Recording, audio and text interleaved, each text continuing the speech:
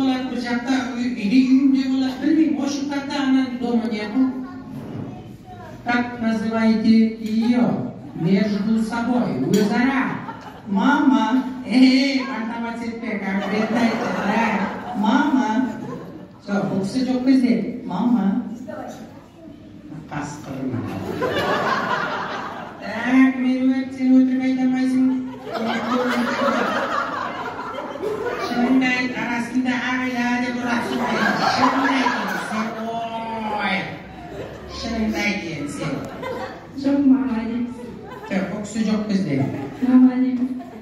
мама демейсің сен шыныңды айт ерболдың шешесі деп ұратын шығарсың точно ма гүлбаным Мама деймін.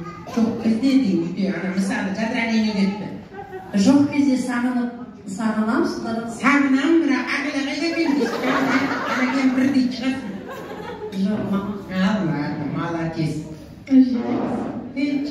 басқа вариант жоқ сенде сол ғой сол бұл кісінің сен жасаған тамағы жақсы көретін қандай тамағы сен жасаған Мен жасаған. сенің жасайтын бір табағың қайда жадыра осындай жаса сен жақсы жасайсың соны дейді ғой мысалы қандай тамақ жақсы көреді сен жасаған Палау.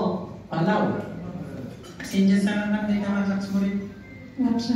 лапша гүлбану сен білесің ғой енді бірге тұрасың Етті қолмен турап, мант жасағанды жақсы көреді. манты так сен бірдеңе істейсің бе өзің Бешбармағымды жақсы. бешбармақ палау лапша қайсысы дұрыс айтты манты Бәрі де дұрыс айтты. ей жаным көліп жарым айтпай дейін бергенін жейін ғой десейші